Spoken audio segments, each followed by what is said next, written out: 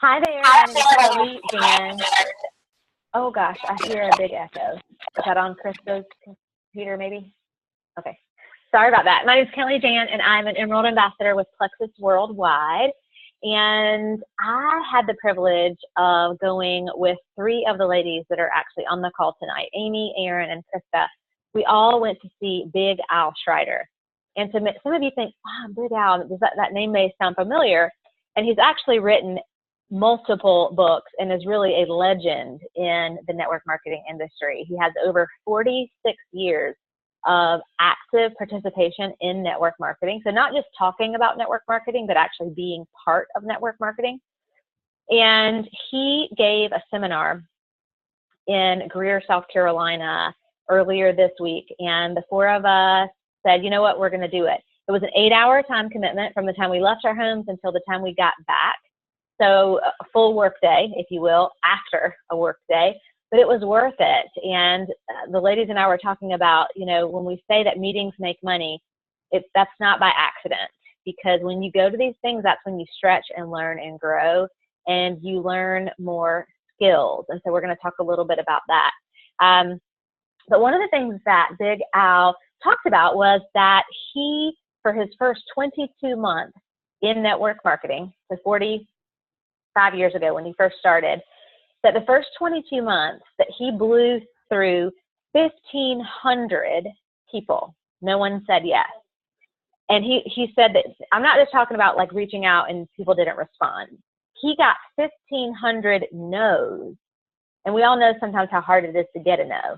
But he got 1,500 no's within a 22-month period of time. And he said, I didn't blame the business I was in. I didn't blame the product that I was representing. I knew that the common denominator in all of that was me, meaning himself. And so something's got to give. Something has to be different. And he talked a little bit about, you know, why would people want to join me? And why would people want to take my product? He was just sort of in his head a little bit. And he said, you know, I had a sponsor that said, hey, there's a great product. You've got belief in this product. Just go talk to your friends and they will join you. And I think that I'm guilty of that. When people join, I say, hey, you've taken the product. You've seen what it's done for me. You've experienced what it's done for yourself. Just go out and tell your friends and they're going to join you. And what happens is some of our best friends, we blow them out of the water day one. And they'd say, I don't want to join you. And then we quit because we think, well, gosh, maybe this wasn't such a good idea. And maybe it makes our belief go down a little bit. We think, well, I believe in the products, but maybe they're just not for everybody. And we really start to second guess ourselves. But what Big Al said is, no, it's the words that we're saying. If we can just change around some of these words, we can change our whole business. And he encouraged us not to judge your business based on where it is today. That things can do a 180 change if that's what you need it to do. Because when we first join, there's sort of two areas. The first one is personal development, and where we're reading books, we're getting on podcasts, we're going to meetings, we're doing all of these things.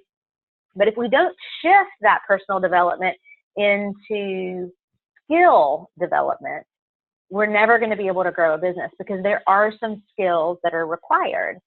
And he gave the example of a pilot. And he said, you know, you get on this plane, you're getting ready to fly on the plane, and the pilot stands there and he comes over the speaker and he says, hey, listen, I've never flown a plane, but I really believe in it. I have a vision board at my house. I've written my goals down. I'm super excited about it. And I just have a great feeling. You know, how many people want to trust that person? No, we want to know that they went to flight school. We want to know that they have a track record. The same thing with a surgeon. And if we're going to be a professional network marketer, there are some skills that we have to learn. And unfortunately, a lot of the time, our learning is, hey, read this book. Hey, talk to your friends and share your passion. And we don't really give our downline, and when we sponsor people into this business, the words to say and the actual tools to make this business successful. And so Big Al talks about that people make decisions in 8 seconds. And I thought, that's not true. Like, no. He went, well, yeah, it is, because if someone goes into the grocery store and they get to the cereal aisle and they see a box of cornflakes, they don't say, now I've heard of cornflakes before, but I wonder if, let me see if I can find a video on cornflakes, or let me Google cornflakes and read up on all the ingredients, and let me see if I can find the cleanliness rating of the department that this actual box came from. And let me see if I can check out the farm where the grain came from, and check out the driving record of the person who and we get in the weeds. No, we say, oh yeah, cornflakes, I've tasted them, they taste pretty good. Yep, hadn't killed me yet. We put them in our cart. But we seem to think sometimes that people need more information for Plexus. Now, yes, are sometimes people on medication? Sure. Are sometimes people pregnant? They have different conditions. We don't want to be insensitive to that, but people really make split-second decisions with really no information other than very surface information. The other thing, I actually sat next to Amy in the training, and he said, hey, great movie I just heard about. It's about snakes killing babies or something like that. And within those 3 words, snakes killing babies, Amy's like, nope. And again, he said, well, wait a minute. I didn't tell you who the director was, how many awards it's been given. Let's look it up. Let's watch the trailer. Don't you want to hear from all the people who went to the theater and get all their testimonials about how great? And Amy's shaking her head like, nope. Snakes. She may have been out in 1 word, snakes, right? And it's so true. So I want to walk through each of the ladies that are on the call tonight are going to talk about some of the things that Al talked about. Now, it was a 2.5-hour training. We're condensing it down into 30, 40 minutes for you guys. But I will tell you that it's one of and I say this all the time. So if you're not going to these trainings, you need to be, because every time I go, I think, man, this is one of the best trainings I've ever been to. And I say it again, whether it was Leslie Zann or Carrie Wilkerson or different things. Again, I feel that about this training that we went to with Big Al. It's one of the best trainings I've been to. And it's because he gives practical tips for us to actually get into our business. And one of the very first things that he talked to us about was a magic phrase of just 2 words. So I assume that if you're listening to this recording or you're on this call, that you're taking notes. Again, if you're going to these events and you're not applying the knowledge, don't waste your time. He talks about when you get from that personal development into skill development, that some people aren't ready to develop skills. And if you're not applying what you're learning, you're not ready for skill development. It actually made me smile and nod in agreement, because he said when people are ready for skill development, unfortunately, it's when they're so desperate and they're ready to quit that they don't have any other option than to develop some skills, instead of trying to develop those skills early on in their business. So kudos to you if you're watching, because that means that you are, going ahead, you're ahead of the curve.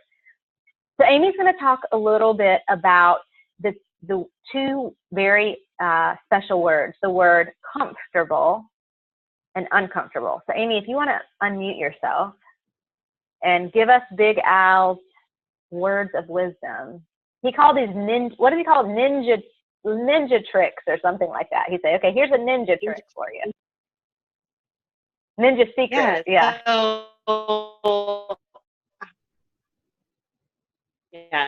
How many of us would love to have rejection-free encounters? I mean, you go to your friend and you say, I want you to join this opportunity with me, but you're afraid they'll say no, right? So he gave us this ninja trick using 2 words, comfortable and uncomfortable, to approach prospects, either customers or ambassador prospects, to really make it a rejection-free process. So it would look something like this. Kelly, I am absolutely comfortable with you coming with me to our Sip and See next Wednesday night. What I was uncomfortable with is not giving you the opportunity to come, because I know what this, what the opportunity could mean to your family financially. Maybe it's about the products. So, Erin, I'm completely comfortable with you trying our products. The decision's totally up to you. But I was uncomfortable not sharing with you that you could have more energy by drinking the pink drink. So finding a way, it's real, it's not salesy, and what in there is there for somebody to say no to? I mean, maybe they say, it's not the right time for me, but you've not given them a hard yes or no. You've not said to them, hey, come join, I need you to come, which is a much harder sell, especially for me. These words have been changing for me because I need a way to not feel so nervous. So, Krista was my partner, and so Krista and I did some work together and worked on these. So I'll do one more. Krista, I'm totally comfortable with you joining me on our 7-day jumpstart. I was uncomfortable not sharing it with you because, I just think that you could really benefit from it. So, I mean, just finding a way to do comfortable and uncomfortable that works for you. Yeah. And I found, I'm sorry, go ahead, Kelly.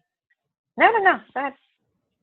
So I found that every time Big Al made a comfortable, uncomfortable statement, his comfortable was never a negative. So it was never, I'm totally comfortable with you not coming to this thing. But I was uncomfortable with whatever. It was always, I'm totally comfortable with you coming. He was very positive about it. He didn't, and there was no language in his comfortable. I don't know if you ladies noticed that or not. So yeah. So one of the notes I actually took is if you do want to put a negative in there.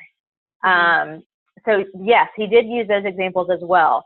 But he talked about that sometimes if you let people know that you don't really care if they join or not, it sort of takes the pressure off and almost makes people want to do it more. So if you were to say something like, hey, I'm totally comfortable if you're not able to make it, totally fine if you have other plans. However, what I wasn't comfortable doing, like you said, Amy, what I wasn't comfortable doing is not inviting you because I know this could mean a lot to your family. Like with the migraines we talked about with Erin. I'm totally comfortable if you want to continue taking. So you can make it a positive spin, not say a negative thing. I'm totally comfortable, Erin, if you want to continue taking your prescription medication and all the things that you're doing right now for your migraines. However, what I'm uncomfortable with is knowing that you are not seeing relief and I may have a better solution. One of the things that I even sent to Erin with something that this week I'm gonna start to send out to prospects that I have never talked to about Plexus at all. And I've added, when I started with Plexus 2 years ago, I think I had around 600 Facebook friends. Now I have around 4,600 Facebook friends. I would say probably 1,000 of those are Plexus people.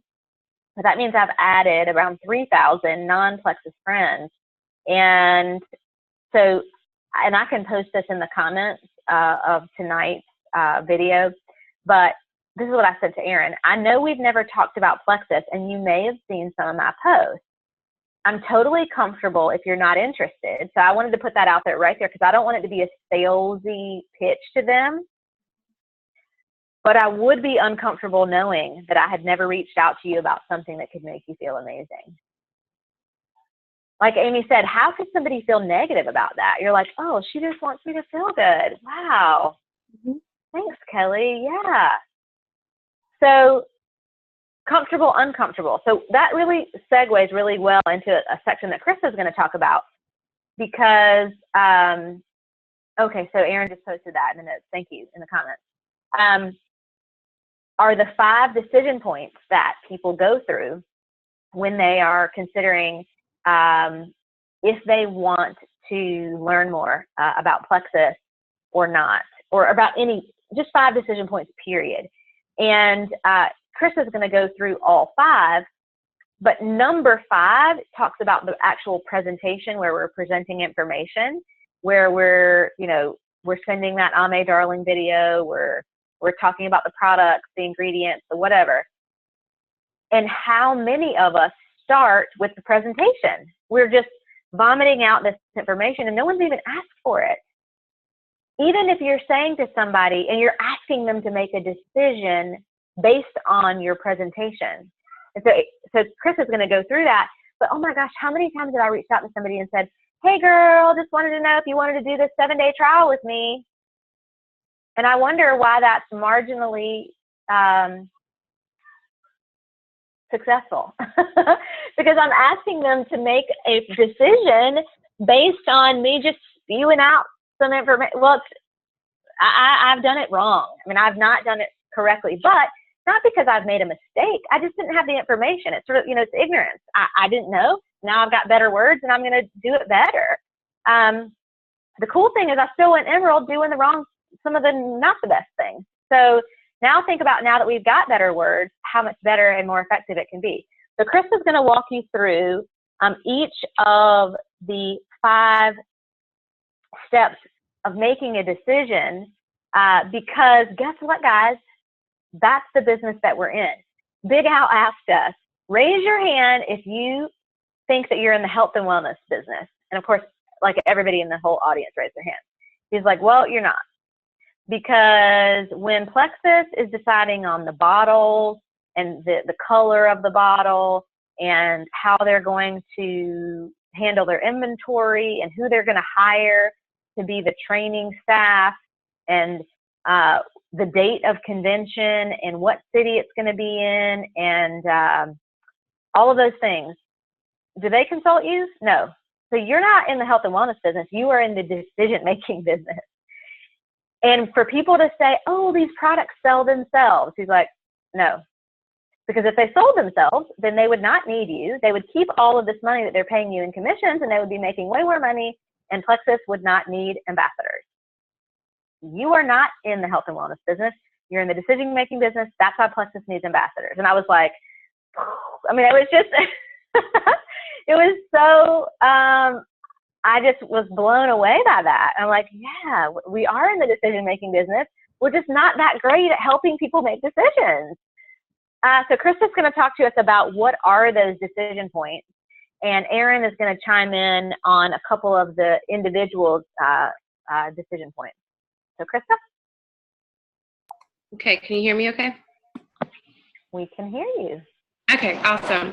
All right, so I'm going to go ahead and give you all 5 decision points so you can write them down and then go back through each one. So number 1 is, who are you? So you're thinking this is from the person you're approaching. It's their perspective. Number 1 is, who are you?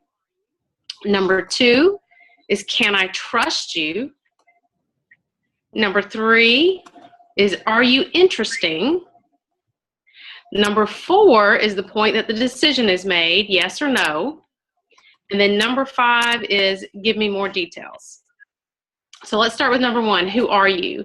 So the people you know, your family and your friends, they know who you are. So there's really nothing there for you to do. But these are maybe your Facebook friends, they're more acquaintances. How do they get to know you? And I've heard Kelly talk about it, and I've heard Melissa talk about, keep your post positive. Right? You want to have a positive and a professional Facebook presence or whatever social media that you're using, so that people, when they see you, they are drawn to you. They're going to be drawn to the positive person. They're going to be drawn to somebody who's very professional. And how do you learn how to do that? That's where your personal development comes into play. And that's why our leaders are always telling us, you need to listen to the podcast. You need to hear what your leaders are saying, duplicate what they're saying and what they're doing. That's where you hear the magic words that we're going to hear about tonight. reading the books and things like that, so that you can learn how to be positive. You can learn how to say the right things and do the right things and have that professional appearance as a network marketer, because that's what we are. So remember that when you're doing that, you also want to have things that are of value to other people, so that, again, they're seeing you for who you are and they're getting to like you through the things that you're seeing. So that is, who you are. And if you're meeting strangers, you don't just want to, as we say, puke plexus on them. You want to have some sort of connection. So maybe it's a mom you meet in the park. Maybe you introduce yourself as Joey's mom, or, hey, I've got 2 kids out there, the one in the yellow shirt and the one in the blue shirt. Which ones are yours? Or, something to connect with them so they know who you are in some general sense before you start talking to them about plexus or any other thing for that matter. Okay. Number 2 is, can I trust you? So for this one, it was really neat because you often wonder, how do you get somebody you don't know to trust you? And it's finding a common ground with the person. So again, just saying very simple phrases. He gave us several that he just kept going and going for probably a good 15, 20 minutes of all these simple phrases that you could say. Things like, jobs just interfere with the week, don't they? Or 2 paychecks are definitely better than 1. It can be, wouldn't it be great to have energy all day? And just little phrases like that. If, like, taking the example of the mom in the park, wouldn't it be great if we had energy like our kids? That's something that they're going to relate to you and agree with you on. And some of the tips that he gave us is not only these short phrases that create a common ground, but smile. People are more likely to engage with you. They're more likely to trust you if you're smiling at them. And the other thing to make sure that you're on the common ground is nod. When you nod as you're saying something, wouldn't it be great to have 2 paychecks? It would be awesome if we had energy like our kids. Just have that nod and a smile, and people begin to just nod with you, and they smile with you, and they agree with you. All right? So then number 3 is, are you interesting? And this one is being interested to the person you're talking to. Not interesting in your own mind, but being interesting to the person you're talking to. And Erin's going to give us some of Big Al's magic words on how you can be interesting. Okay, so grab your pencils. These are called the 8-second stories. And once I start giving them to you, you will start thinking of your own pretty quick, but these will get you started. So basically, we need to grab their attention right away and connect with them, or they're gone. They've tuned you out. They don't want to know about gut health. They don't want to know about blood sugar. But these are some things you can say. Okay, here's your pencil, or here's your note for your pencil and paper. Well, you know how you get tired in the afternoon? I found a way to fix it. Well, you know how hard it is to lose weight? Well, I found a way to lose the weight and keep it off. Well, you know how growing old really hurts? Like reaching for your back if you were, Well, I found a way to actually get on the ground and play with my grandkids. Well, you know how you hate commuting to work? Well, I found out a way to work from home. Well, you know how jobs are stupid? I just made that one up. Well, you know how jobs are stupid? Well, I had lunch the other day with Kelly, and I found an escape plan. I'm going to go follow her.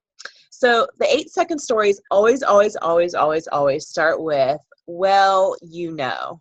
So those are the first 3 keywords. Underline them. Well, you know. And then say a fact, something that a person can agree on. Well, this spring weather is great, but man, this pollen is really bugging my allergies. Well, kids are exhausting, but they're a blessing. Whatever it is, it's a fact that someone can get on board and start trusting you, agreeing with you. Yes. Now, if we say things that are geared towards plexus, then somebody then that leads to further conversation. So now they're coming at you, and you're not like, hey, can you do a 7-day trial? They're going to engage with you. So that is the 8-second story. And actually, it really should be about 3 seconds because that's really our attention span. Thank you, Krista. Well, thank you so much. It was funny. Big Al said that they've shown that the average human attention span right now is 8 seconds. It's gotten shorter and shorter and shorter over time now that we have the smartphones and all these, just so much information coming at us all the time. A goldfish's attention span is 9 seconds. So we have a shorter attention span now as adults now. We're not talking about toddlers or teenagers or children. Adult human beings, we have a 1 second less than a goldfish. So we've got to talk to people like that. When we're sending someone a Facebook message that's 3 minutes long, or we're sending someone a text that is 3 paragraphs about all the ingredients of Slim, they read the first 5 words and they're like, nope. Big Al gave the example of if a telemarketer calls you and they say, well, hello, Kelly, you've won, click. They didn't even get 5 words in. I didn't listen to the whole spiel. I didn't try to do research and figure out if it was a legit company and would I really be interested in what they're selling me? No. You've got to be, as Krista said, you've got to be interesting, and these stories are what do it. And they say, well, you know how stating some type of problem or issue or something that people can agree on, I have a solution. That's the end of the story. You don't say, and Plexus is the answer. No, you don't say the word Plexus. You say, I figured out a way to fix it. I found a solution. I've got the answer. Again, you've heard Melissa talk about playing ball with people. Do you think that if you're sitting talking to someone and Aaron says, you know how I used to talk about having migraines all the time? Well, I figured out how to fix it without medication. What human being is going to look at her and be like, oh, and walk away? No, they're going to be like, what are you doing? Especially if they have migraines. And that would be an example of something she's going to tell to that person. She's going to say to that person because she is going to she's creating interest. Who is Erin? She's my Facebook friend. Can I trust her? Yes, I've been watching her posts. I agree with some of the things she's posting. And then she says, hey, I've got a story to tell you. She's sharing a personal thing in her life. You know how we both have migraines? I don't anymore. I found a way to fix it. That person would have to be brain dead to not say, well, what are you doing? And that leads right into number 4. So Chris is going to go back and talk about what's the 4th thing that people do in that decision-making process. Yeah, so like Kelly said, the yes usually is a little more subtle than just a yes. So Big Al was saying, people don't usually give you a direct no, but some people do. And if they don't, it's more likely that they'll change the subject. They'll listen to what you say, and then they'll be like, well, that's great, but what did you think of the game last night? Or, they'll think of something else to change the subject and move on without hurting your feelings. So that's when you take the no, you move on, this person's not interested, and you go on. But the yeses could be well, how did you get rid of those migraines? Or are the ingredients safe? Or tell me more about how you get paid. How are you getting 5 paychecks a week or a month? Do you have to sell anything? So usually if they come back and they're asking you questions, that means they're interested. You've got their attention. They're interested in hearing more, and that's a yes. All right. So your decision-making time, yes or no. If they change the subject, they come right out and say no, it's a no, move on. But if they start to ask you questions or they seem just a little bit interested, that's what you take as a yes. And so once they've said yes, you want to give them the information. However, you want to make sure you keep it high level and short answers. And so, Erin, you're going to tell us again how you did. Okay, so Big Al was not a fan. Can you hear me okay? My internet's not always great. He's not a fan of flip charts and videos and things as a presentation. Are they appropriate in some circumstances? Sure. But in casual conversation at the park with a mom on the bench next to you, I mean, you're not going to whip out a flip chart. So there's a way to posture yourself. It's better if you're in person. If you're on the phone, you can still use these 3 things to say. So here's also your pen and paper. So someone leans in and says, well, is it a pyramid scheme? What are the ingredients? Or sure, tell me more. So let's just say they've said, sure, tell me more. What are you talking about? The first thing you say is, well, what would you like to know first? And Big Al says to kind of shrug your shoulders a little bit, like, sure, why not? Happy to answer your question. What do you want to know? So the first thing you say is, well, what would you like to know first? And see how I was super casual? I have nothing to hide. Sure. Let them say, oh, well, what's in it? Oh, it's all plant-based. And, I drink it in the morning. Keeps me energy all day. Short and sweet. And then you say, what would you like to know next? Oh, well, how much does it cost? Oh, it's a few dollars a day. What would you like to know next? And you just keep asking them what they want to know instead of spewing out tons of information. They may only need to know a few things. They've already decided about 4 seconds ago if they're actually interested. They just need a few more details so that when they go and hit click on this $100 purchase, they have like a clue what they're doing, or explain to their husband later what they're up to. So you're asking, what would you like to do next? What would you like to know next until they've run out of questions? Then you say, what would you like to do next? So this is what our job is. Our job is to get them to make the decision, but we have to actually ask the question. So what would you like to do next? Oh, well, how do I order? Oh, well, let's hop over to my website and we'll look at the prices and the products to get the right fit for you. So we're answering their questions. We're not puking plexus. They're in control. We've already bonded. We've connected. And now we're wrapping it up and making a decision. So that is how you give a presentation. No, I love that. And they all flow so nicely. So number 1, who are you? Number 2, can I trust you? Number 3, are you interesting? Erin talked about how to tell those 8-second stories. Then Krista told us once they hear that 8-second story, if they ask a question, if they change the subject, it's a no. If they say, oh, is that one of those pyramid schemes? That is a yes. I've always thought, oh, it's a no, and I change the subject, then I don't want to talk about it anymore. No, if they say that, oh my gosh, is that a pyramid scheme? You can say, you take that as a yes in your mind and you say, well, you know what? What would you like to know first about it? That's what you ask. You go right into the presentation. They're like, oh, well, because most people, when they're spewing out this whatever, they don't even know what they're saying. It's just things that they have in their mind, or maybe they have so many misconceptions about network marketing or about what the products are, and you're letting them ask. Big Al said that most people only have 2 or 3 questions, and here we are giving them like the whole, preamble to the Constitution, and they really only needed to know, does it have artificial sweetener in it?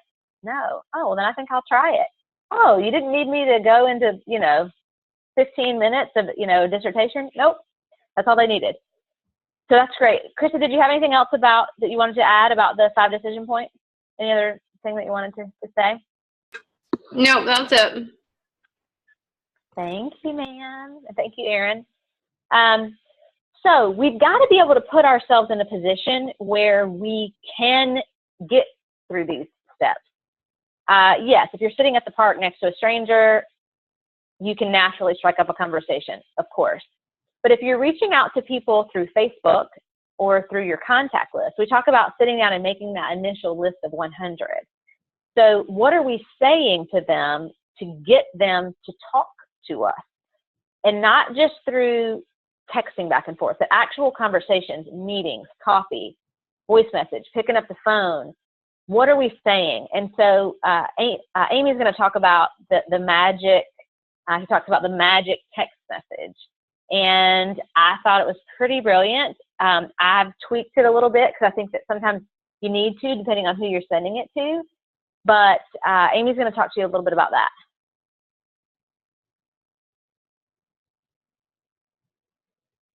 Yeah. So before I get into the meat of the text message, I want to mention that earlier in the evening, Big Al said, how do you get people really interested?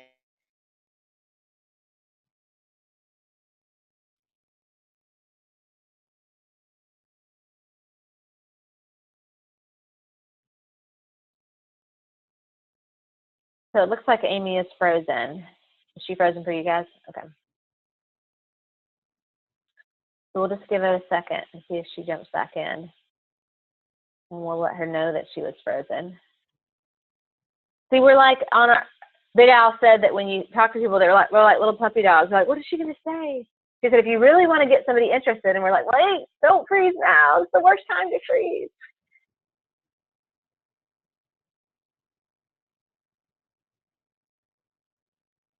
Oh, I think she actually dropped off the call. So hopefully she'll come back in. Let's see. I can tell you the magic text. It's awesome. Yeah, sure. Okay, get your pencils ready. Here it is. Oh, wait, Amy's back. Good. Sorry, I don't know what happened. And I Oh. missed whatever Erin said to introduce it, but I switched over to my phone. So yeah. So Erin, Okay, so Amy, what we heard you say, all we heard you say was, before we go into the magic text, one of the things that Big Al said, and we're all like, ooh, what did he say? And then you were gone. We were like sitting on the edge of our seats.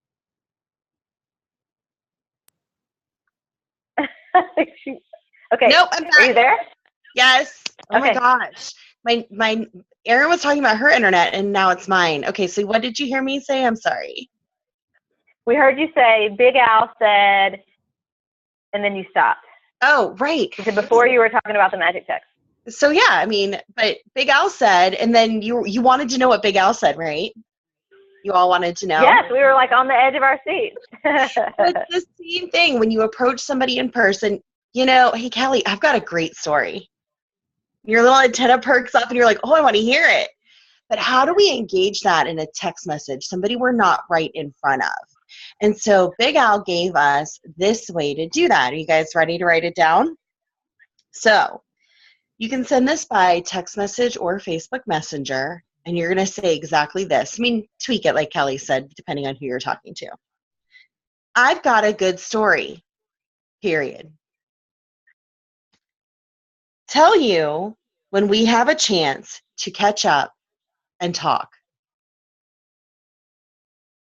So, I've got a good story. Tell you when we've got a chance to catch up and talk. So we're not going to text the story back and forth. We're not going to answer questions in text. I mean, maybe we will at some point, but I've got a good story. I'll tell it to you when we can catch up and actually talk. Now, that doesn't mean that you have to sit down in person with them. It could be a phone conversation. But getting away from staring at our screens and not looking or actually talking to the person. And I think that Big Al also said, he challenged us really to do this with 3 people a day. I've got a good story. Tell you when we have a chance to catch up and talk. If you did that with 3 people a day for 30 days, you would reach out to 90 people. I mean, maybe you don't know 90 people yet that you could do that with, but you will. And think about how big your business will blow up if you contact and talk to with that 2-sentence text message a day. Rejection free, you didn't ask them for anything. You're offering to tell them a story. Isn't that awesome? No, it's very awesome. And here's the thing. Then it goes right back into it. I love how all these things link together. because you say, hey, I've got a story to tell you. I've got something I've got to share with you. You know, let's talk this week, or however you want to word it, like Amy said. Then when you get on the phone, you go right to number 3 of that decision-making process. You know how I posted all the time. I think about Lisa Hojnowski, and Jan Lee I know is on this call.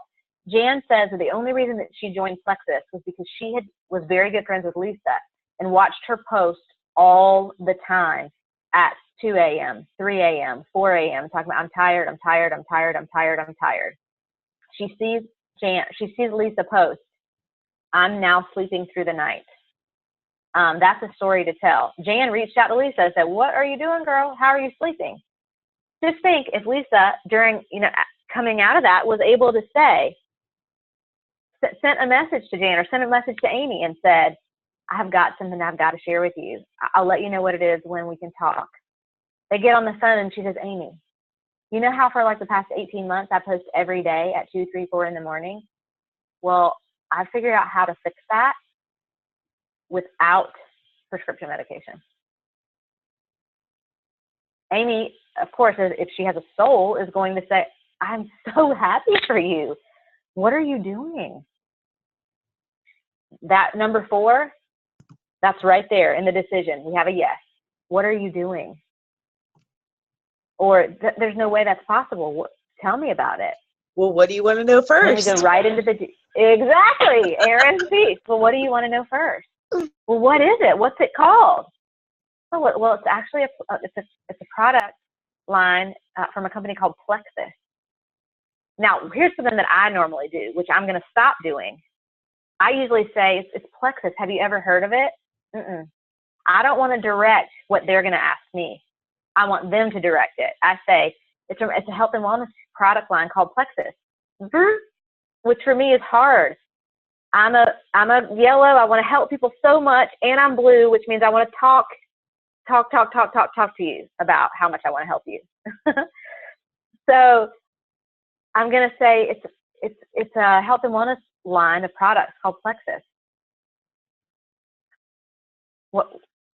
And then you can sometimes you don't even have to say, what would you like to know next? You can lean in and raise your eyebrows. There's so many nonverbal cues. Amy's going to say something like, well, what is Plexus? Where do you buy it? Well, actually, I've been taking it, and I have a website that I can refer you to. Zip.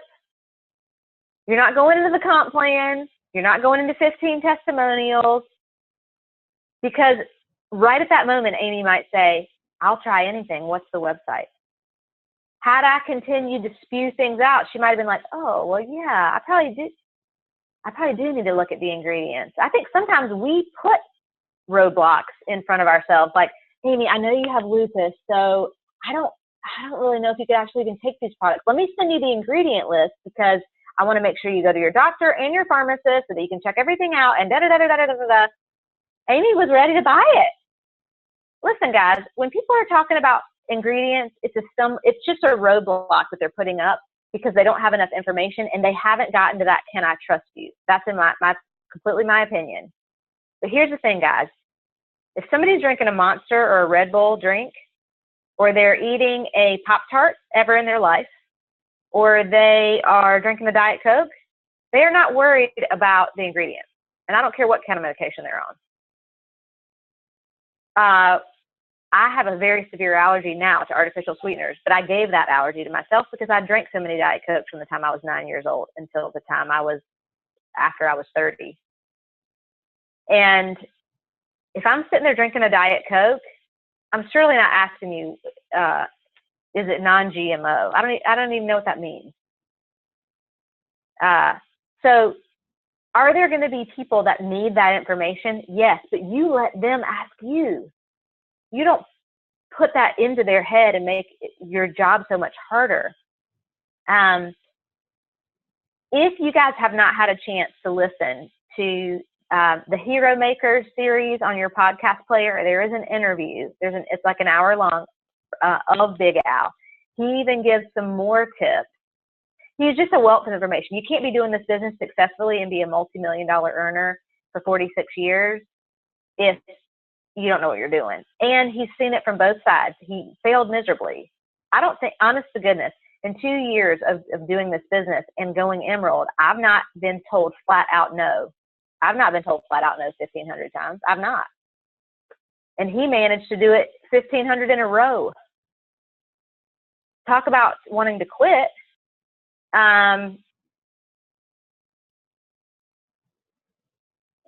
It's no wonder people start the business and quit, because they get started, we shove them out of the nest and say, fly, go do it, bye. Just this training alone is going to make me go back and re-record all of my Silver in 7 videos. And I believe that more people will go silver faster, because I'm going to give them better words to say. I'm telling them make a list. I'm telling them watch this Bob Hyland video, and then I'm like, go do it. And show me the comment, take a picture and show me in the comments. No wonder people drop out of Silver in 7 halfway through. They're frustrated. They're not seeing it work. And they're like, well, darn, I thought this was going to help me. Does it help some? Yes, but I want it to help the many, not the few. So listen, I would definitely recommend that you go to that Hero Maker series and listen to the interview with Big Al. And Big Al gave us his website for a couple of free audios that you can download. It's bigalbooks.com. Big Al, B-I-G-A-L, books with an S, B-O-O-K-S.com. And up at the top, you'll see a big thing that says free. If you click on that, there's 2 downloadable free trainings that he gives. And you know, we've got to take, we're business owners, guys. We got to take responsibility for ourselves. If you're on this call, your upline may not learn this information and they may not teach it, but you're responsible for your business. You're responsible for your downline. And so I'm so happy that you're on this call tonight and that you're going to be learning this information and you're going to be teaching it to your team. I wish that I could have put all of you in my pocket and taken you with me to the training, because sometimes we sit at trainings like that and we think of all the people that needed to be there. But I would challenge you that when you go to trainings like that, try to put those people out of your mind, because they're not there. We're not their mother. We're not their teacher. We're not their boss. We can't make anybody go anywhere. We can't make people even watch this training tonight. All we can be responsible for is ourselves and making sure that we're making the information available. So I'm so thankful for Amy and Krista and Aaron. Thank you for going to the training. Thank you for being part of this training tonight. Invaluable. If you have questions, reach out to me personally. Reach out to your upline. Reach out to any of these ladies, especially if they're in your upline, because as you see them put these words into practice, you're going to watch their sponsoring numbers skyrocket. You're going to see they're going to be the ones that have 10, 15, 20 guests at Sip and Seas, because they're now going to have different words to invite people. These are going to be the ladies to watch. And those of you who are watching this training and putting these things into practice. So thanks for your time tonight, guys. I appreciate all of you, and I'll see you at the top. Bye, guys.